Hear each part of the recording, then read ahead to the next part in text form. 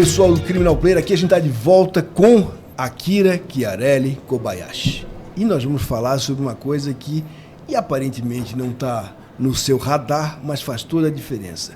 Conhecer os domínios adjacentes com os quais nós operamos. Quando fala-se de direito de crimes tributários, tem que saber direito tributário. Quando se fala de crimes de licitação, tem que saber de licitação. E essa ausência de conhecimento gera limitações nas oportunidades. Nada melhor, então, de conhecer alguém e conversar com o Dr. Akira, que se dedica, estuda ao direito penal. E para isso, de tributário. Está aqui também junto Thiago Schultz. Olá, galera. Border de várias empresas e também tem preocupações tributárias com todos os demais. Então eu trouxe aqui o Thiago junto para que ele pudesse. Às vezes a gente tem uma visão muito interna, né, Akira? Alguém que pode de fora ter uma... E eu que atuo só no empresarial, às vezes eu tenho que cuidar para o meu cliente não cometer um crime tributário. Né? Isso a gente literalmente está cuidando disso no dia a dia do nosso cliente, que é o empreendedor, né? E aí, Akira, seja muito bem-vindo. Obrigado. Muito obrigado pela oportunidade de estar aqui com vocês hoje, compartilhando a mesa e poder, né, conversar com todo mundo em relação a essa temática que algumas vezes é muito espinhosa para alguns colegas. Me conta então aqui uma coisa, queria. Além da súmula 24, o cara vai em direito tributário, acho que a súmula vinculante 24 chegou ali, não, tem que acabar o crédito, tem que estar constituído para poder exercer a ação penal. Tá. Ele nem sabe às vezes o que é crédito tributário, né? Porque na aula de direito tributário lá ficou. Então conta para nós assim uma aproximação do que é essa primeira aproximação do direito tributário e o que tem de novidade para que a gente possa ir orientando o nosso ouvinte. Bom, perfeito. Quando nós iniciamos a análise de um processo criminal ou até mesmo um processo tributário em que eu tenha questões relacionadas ao crédito tributário, eu preciso entender como que aquele fato gerador, né? A gente começa então com os conceitos tributários, o fato gerador se tornou o crédito tributário que de repente também embasou aquela denúncia do Ministério Público, né? Então, fazer um paralelo entre as duas áreas. No direito penal, eu tenho os órgãos policiais que fazem toda a investigação, preparam os seus relatórios, encaminham para o Ministério Público e aí então... Depois a gente fala do tema 990. A gente volta no tema 990. Fica aí que vai ser legal. E eu tenho também, comparando-se com a seara tributária, a Receita Federal ou as secretarias das receitas estaduais ou as contadorias municipais que fazem então esse trabalho da investigação, da análise do crédito, da análise do contribuinte, se houve ou não recolhimento, se ele cumpriu ou não com a obrigação dele de prestar as declarações e tudo mais. Se não cumpriu, ele pode investigar, ele pode intimar, ele pode realizar diligências. Então, eu posso comparar, sim, a Receita, a Secretaria da Fazenda, como se fosse um órgão, em tese, persecutório. E a depender, então, do relatório, daquilo que ele entende, que ele conseguiu verificar naquela situação, ou ele faz o lançamento tributário, constitui o crédito tributário, e então... Se ele também verificar a existência de um crime, ele pode fazer a parte da representação fiscal para fins penais. Para outros crimes. Exatamente. Ou seja, que momento que aquele problema tributário se torna um problema criminal, né? Então, assim, sabe o que o doutor Akira está falando? Um problema muito árido que foi o tema 990 do Supremo, que é o tema que reconhece que... É muito interessante porque o tema 990 foi da relatoria do ministro Dias Toffoli. E a primeira impressão do tema deu uma certa dubiedade, continua dando ainda. Então vamos lá, ver se eu estou certo aqui. O Thiago é fiscal da Fazenda, ele vai lá e verifica, identifica numa situação, numa declaração, numa relação que teve uma omissão de tributos, o que for. Ele pega aquilo ali, ele verifica, há um crime tributário ou outros crimes, por exemplo, uma falsidade ideológica, ele faz o quê? Ele comunica à autoridade, Ministério Público, de que existe aquilo. Essa é a regra. Acabou a constituição do crédito tributário, ouviu o contribuinte, verificou um crime tributário, ele comunica. O que ele não pode fazer? Ele não pode ficar assim, vamos ver aqui quem está fraudando. Ele não pode, será que o Thiago não tem alguma coisa errada? Ele não pode ficar procurando coisa na receita. A atividade dele é aquela, ele encontra dentro da atividade regular dele situações que são de conformidade, podem ser infrações administrativas, penais e funciona. O que acontece, doutor Akira, já vou perguntar sobre isso, é que há uma manipulação, às vezes, do tema 990, muitas vezes em que a autoridade se procura outras questões que não necessariamente aquelas que fazem parte da sua função da atividade fim da gestão, com finalidades de investigar, fazer phishing expedition, de fazer levantamentos sobre pessoas. Imagina assim, o doutor Akira está lá com vários processos, aí alguém que fica bravo com ele decide fazer uma investigação sobre o doutor Akira. Não tem uma justificativa antecedente que justifique a finalidade do ato administrativo. O que há hoje é uma manipulação, muitas vezes, do tema 990. Não sei se é isso. É mais ou menos isso? É exatamente isso. Nós temos que Essa era só a pergunta? Essa era a pergunta. Tá vendo aqui? Quer acrescentar alguma coisa na pergunta? Olha o alto nível da pergunta. Eu acho que todo mundo já está curioso de te ouvir essa tua resposta. Então, o que a gente acompanha é que assim, a Receita Federal do Brasil especificamente, ela é um dos órgãos mais bem equipados, mais bem instruídos. Então eles possuem, até por vezes, né, o próprio Judiciário, o Ministério Público usa as bases de dados da Receita Federal, porque o que eles possuem de equipamento, de munição, de literalmente histórico da pessoa, né, eles fazem controle de tudo, eles sabem se você compra aqui, se você viaja para ali, o reconhecimento facial, número de bagagens de repente que você saiu do país, com quantas você voltou, quanta excedência que você comprou sua passagem ou não. Então, querendo ou não, o banco de dados da Receita ele é tão poderoso quanto um banco de dados policial. Então, você pode de repente estar buscando X, verificou Y, ou quer tentar justificar uma coisa por outra. No podcast anterior a gente falou que estava procurando X e achasse o alfabeto inteiro. Exatamente. E como que a gente vai lidar com isso? Como que a gente lida com essa prova? Que é um problema que não é só da Receita, né? Mas exatamente. É um problema da investigação. Imagina assim, eu entro na tua casa e aí eu vou buscar água falsificada. Então assim, eu tenho um mandado de busca e apreensão para entrar na tua casa e buscar água falsificada. Aí eu chego na tua casa e só posso buscar água falsificada. Mas se eu chego lá para a geladeira tem um cadáver, eu faço o quê? Fecho o cadáver e vou embora? Então, no mundo, o que se resolveu no mundo? No mundo se fez os crimes de catálogo. Os crimes de catálogo são os crimes graves que, se tu entra na tua casa e tens um homicídio lá, eu estou justificado. Se entra na tua casa e tem pessoa em cárcere privado, eu estou justificado a agir. Mas não é para tudo. Se eu achar lá algum outro crime, uma moto furtada, eu não posso prender a moto furtada porque eu não tenho autorização para entrar na tua casa, senão para buscar água ou os crimes que são tão graves que estão catalogados. Mas no Brasil nós não temos. E isso repercute na Receita porque o fiscal está lá e diz assim, putz, aqui tem um cheiro de tal coisa. Eu posso investigar? Não, eu não poderia, mas ele vai. Se ele faz isso, ele vai depois dar uma maquiada para poder mandar para o Ministério Público nessas duas hipóteses que ele tem que fazer. Agora, a atuação do criminalista, tributarista, deve ser uma atuação muito interessante, porque tu deve literalmente ter que olhar lá do fato gerador do tributo, que está lá no direito tributário, e ver se isso tudo está regular. Aí tem uma consequência ali do direito tributário. Aí depois daquilo tu tem que olhar a questão penal. Aí que tem outros requisitos, outros preenchimentos. Deve ser muito interessante essas nuances, né? Perdão. Eu acho que o principal ponto é justamente esse. Não tem como você falar em crime tributário se você não entende de direito penal. Não dá para você... Desculpa, perdão. Não tem como você ser um advogado... do crime tributário, se tu não entende muito a tua base é o tributário. Se você não sabe o conceito mínimo de tributo. Exato. Né? Então, por quê? Eu tenho a hipótese de incidência tributária. Geral da Taliba. Né? Então, nós temos aquela hipótese. A hipótese, ela simplesmente existe no mundo. De repente, você vai realizar ela ou não. Então, ser proprietário de um veículo é a hipótese de incidência do que? Do IPVA. Sim. Então, eu tenho uma hipótese, ela não existe. Adquiri o veículo. Agora eu sou proprietário. Então, eu passo a ser o quê? Eu pratiquei a compra. Sim, então, eu tenho o fato gerador. Sim. E aí eu passo a ter a obrigação. Exato. Então, eu tenho que sempre fazer a adequação do fato à norma.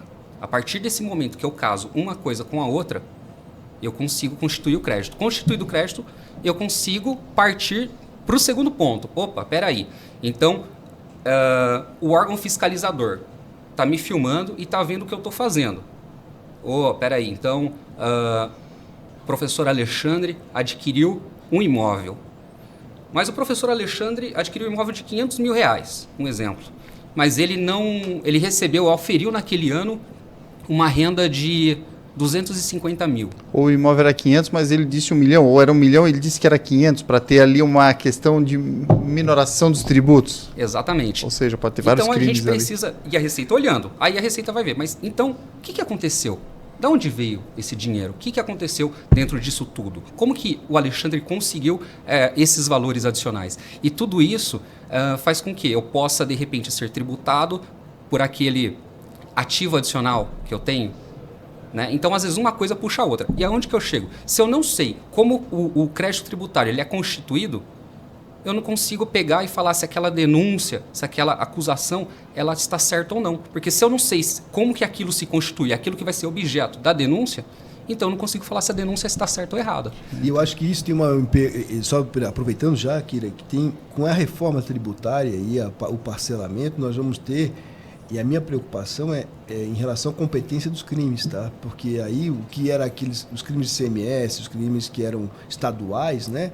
A gente, dependendo de como se consolidar, vai ter uma migração para a Justiça Federal significativa de crimes. Com essa questão da reforma, muita coisa ainda vai acontecer, né? E a Justiça Federal tem outra estrutura, né? Outra velocidade. Exatamente. Então, e também quem investiga deixa de ser estadual para ser federal. E é significativo. Exatamente. E aí, de repente, aquele tributo de natureza municipal, que seria, então, de responsabilidade da Contadoria Municipal e a competência seria da Justiça Estadual, mas por agora ser em tese um tributo único, cuja arrecadação vai ser feita pela Receita Federal, quem vai ser o órgão competente para poder executar essa ação penal ou a ação de execução fiscal mesmo?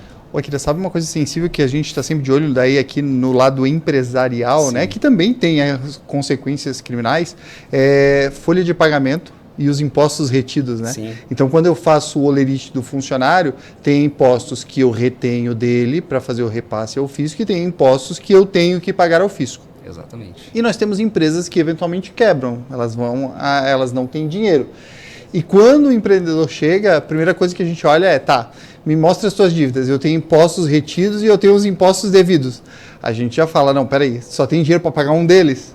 Então vamos olhar para esses aqui, porque esses aqui podem ter uma persecução, pode ter uma questão criminal envolvida. Exatamente. Então eu estou te dando o exemplo que basicamente a mesma coisa, ela pode ter onde eu possa ter apenas uma dívida, e aí eu posso ter que pagar e fazer o parcelamento e ser processado civilmente por isso, mas o mesmo ato eu posso, se eu reter uma outra parte, eu posso estar sendo processado criminalmente. Eu acho que isso mostra um pouco do conhecimento do tributário com a consequência criminal, né? Exatamente. Quando a gente lida, então, com o mundo empresarial no geral, então nós temos uma relação extremamente complexa. Nós temos, então, a esfera tributária, nós temos as questões empresariais, nós temos as questões trabalhistas, que num ponto todas se encontram, né? Então, eu tenho uma questão trabalhista relativa a uma contribuição patronal, uma contribuição que está dentro da folha de pagamento, faz parte do empresarial e também tem a sua parcela tributária, né? E a gente tem realmente essas questões, tem receitas que são decorrentes, assim, obrigação do contratante e não do contratado. A retenção fica a cargo de um, mas em algumas vezes a legislação também pega e autoriza, né, que o terceiro seja também demandado, né? E a parte da responsabilização dele, como fica? E depois, né, também tem a questão do creditamento, como é que foi, operacionalizou, se lançou, não lançou, barbaridade. Exatamente. Só uma pergunta que eu tenho, já que tu tens uma advocacia nisso, eu sei que 10% de garçom é um problema para todo mundo, né? Porque o 10% de garçom, ele vai ter que emitir uma nota fiscal fake, que ele não pode lançar os 10% do garçom como se fosse 10% do garçom. Ele vai ter que aumentar o tributo e ele vai pagar imposto sobre os 10% que é do garçom. Então, tens enfrentado essa questão, que é uma questão sim. E nós temos também aquelas questões, né? Aquelas grandes questões. O que é de natureza indenizatória e o que é de natureza realmente remuneratória, perfeito, que deveria incidir. Perfeito. Né? O que é aquilo que eu utilizo dentro do meu ramo empresarial e é de consumo necessário e fundamental para que eu exerça a minha atividade e eu possa deduzir isso das minhas despesas, então não ser tributado, mas de repente aparece a Receita Federal e fala, não, isso aqui eu acho que não é fundamental e eu vou glosar esse seu crédito aqui e te tributa sobre isso. Então, nós temos aquelas questões, visões a visão do direito do judiciário, a visão dos tribunais administrativos e a visão do contribuinte, né? Então, eu acho que a grande questão em cima disso é como que eu consigo equalizar tudo isso de forma a gerar o menor litígio possível, né? Porque, às vezes, também, o contribuinte ele é visto como... vamos fazer uma comparação. O policial fica de olho naquela pessoa e fala, porque eu sei que esse cara trafica, eu vou pegar ele, eu vou encontrar alguma coisa, eu só vou ficar de olho. E às vezes acontece isso com a área tributária. O fiscal fala, eu acho que tem alguma coisa aqui, eu vou ficar de olho, pede o documento, chama o contribuinte para conversar e fica naquela e nunca acha nada. E às vezes o contribuinte, o que ele está fazendo? Ele está fazendo um planejamento tributário, né? Planejar-se tributariamente é lícito, né? Eu me valer daquela norma que está legalmente prevista e eu mudar, de repente, a minha forma de produção, a forma de trabalho, para que eu consiga uma redução tributária, eu estou agindo dentro da lei. Exato. Mas tem fiscal que às vezes não entende dessa forma e acha que eu estou fraudando. E a gente tem vários exemplos disso. Claro que a gente não pode chegar a ser um planejamento arrojado, vamos usar, mas a gente tem vários exemplos disso de planejamento tributário para mudar fórmula de produtos. Claro. É muito louco isso, né? A gente pensar, né? A história do bombom. A história do bombom, a história dos perfumes, sim, né? Que viraram água de colônia, né? As bebidas e tudo mais que mudam até a fórmula. Olha a atuação do advogado como pode ser brilhante, né? O advogado tributarista fazendo o planejamento do que vai ser ou como vai ser chamado um perfume, né? Isso é muito interessante, esse impacto, né? E a gente... do bombom, me conta que eu fiquei curioso. Do bombom, por exemplo, algumas questões. Algumas bebidas. Agora você pega e não é leite de tal coisa. Agora composto bebida, lácteo. Composto lácteo.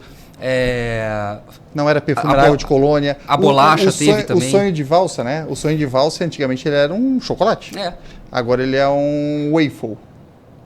Tanto é que ele mudou até a embalagem. Ele é um waffle, porque o waffle entra dentro da classificação tributária, o encargo é menor. Perfume também, né? Perfume é uma categoria extremamente onerada do ponto de vista de tributos. Aí se faz água de colônia, que é mais barato. Quando você compra um McDonald's, se você olhar a nota do combo, um produto, o lanche custa R$35 e o refrigerante está lançado a 1 centavo e a sobremesa também a um outro. Bebida láctea, por exemplo, ele vem. Tu percebeu o que ele chamou de sobremesa, né? O McDonald's sabe que ele não vende sorvete, né? Não vende sorvete. Não vende, em hipótese alguma, sorvete. Vende sobremesa. Aquilo que ele vende, aquela casquinha que tem uma parte cremosa, pastosa em cima, aquilo é sobremesa. Aquilo não é. Porque sobremesa, doutor... Sobremesa tem uma tributação diferente. Pode ser ter uma bebida láctea congelada. Exato. Olha aí. Eu queria nada. É isso. Não é o McDonald's, por curiosidade, aqui a gente está falando porque é uma grande marca, isso é conhecido, né? Mas se tu vai ao McDonald's, você não vai achar em nenhum momento que ele está vendendo qualquer nomenclatura de sorvete. Você vai achar uma nomenclatura de sobremesa. Aquilo ali, sem dúvida nenhuma, é o trabalho de um advogado, como o doutor Akira, um advogado tributarista. E aí eu te perguntar aqui já para a gente também ir caminhando, eu tenho estudado, e o Tiago me leva para essas questões, o impacto do Drex, né? Então o Drex aqui nessa visibilidade da receita, a gente tem um trabalho maior. O Drex foi adiado por um certo período, mas o Drex tem um potencial aí enorme, não só em lavagem de dinheiro, a gente já tem aí as transferências de veículo com a redução do custo de transação, que aí precisa entender de teorema de Coase para poder entender que é um custo de transação, se reduzir os contratos inteligentes e certas outras coisas. Mas isso é legal por 2 motivos, eu acho. O Drex tem a perspectiva de botar todo mundo, que são os desbancarizados, no sistema. Então, tu coloca todo mundo dentro. O CPF é o único registro que vai ser a nossa chave. A nossa chave não tem mais nada, não vai ter mais nenhum outro documento que seja relevante.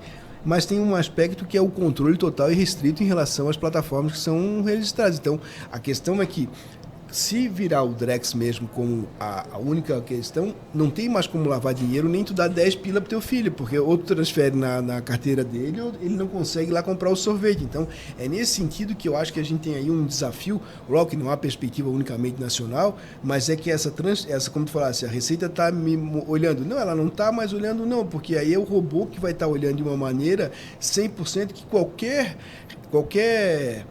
vou comprar um apartamento, mas quanto é que ele está avaliado no mercado? Ele tem as operações anteriores, ele sabe estabelecer padrões de avaliação, enfim, esse controle que é a máquina que vai estar rolando, e com uma perspectiva do Drex, que eu sou favorável, não estou dizendo que sou contrário, a gente tem aí um controle em blockchain que será avassalador, porque não adianta mais, não vai conseguir comprar alguma coisa porque na tua carteira não tem dinheiro.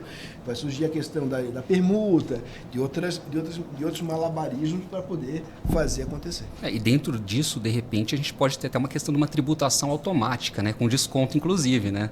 A gente não sabe para onde isso evolui, porque hoje eu tenho, normalmente, né, a maioria dos impostos são impostos de lançamento por homologação, então eu falo para a Receita, custou X ou gastei Y, faz-se o cálculo, apura-se o tributo, eu pago, mas se de repente, dentro dos 5 anos, ela falar, não, era Z, ela faz o lançamento do valor complementar. Nesse novo modelo, pelo que a gente acompanha, pode ser... por que eu teria que fazer toda essa burocracia para isso, né? Fazer todas as declarações e tudo mais. Então, tudo tende realmente, principalmente levando em consideração as questões tecnológicas, a se tornar muito mais, em tese, prático, a fim, inclusive, de evitar a fraude fiscal, né? Doutora Akira, eu pelo menos tenho mais 324 perguntas exatamente, mas eu queria que de repente tu dissesse as tuas redes sociais, como é que o pessoal te encontra, para depois a gente ir para os nossos finalmente aqui. Certo. Bom, meu Instagram, ele é adv_akira. Akira, como é que se escreve pro pessoal? Akira, A-K-I-R-A. Ótimo. Tá? Não podia ser mais simples, né? O sobrenome é muito legal, porque aí a gente vai para a Jornada das Estrelas. Akira Chiarelli. Com CH. Kobayashi. É o nome de reserva, um tributarista desse, né? Akira não, doutor Kobayashi. Tô te mandando doutor Kobayashi. Não, tanto que o pessoal brinca, pô, como é seu nome? Eu falo Akira. E o sobrenome? Peraí, eu já dou meu documento. Fica mais fácil, né? Legal. E a gente tem um artigo meu sobre Kobayashi. Então, enfim, era muito legal isso, porque essa pluralidade do Brasil que oferece condições de a gente poder dialogar com todas as coisas. Eu queria te ouvir, então, a gente tem muita gente que ouve aqui e que não está por dentro dessa matéria.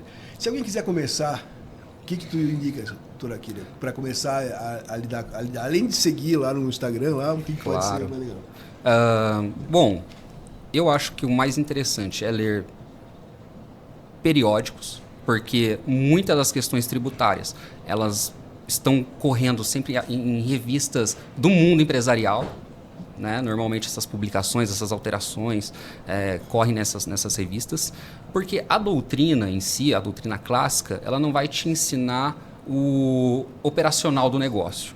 Plot point. Exatamente. Né? Então aí nós precisamos ir para fontes mais práticas.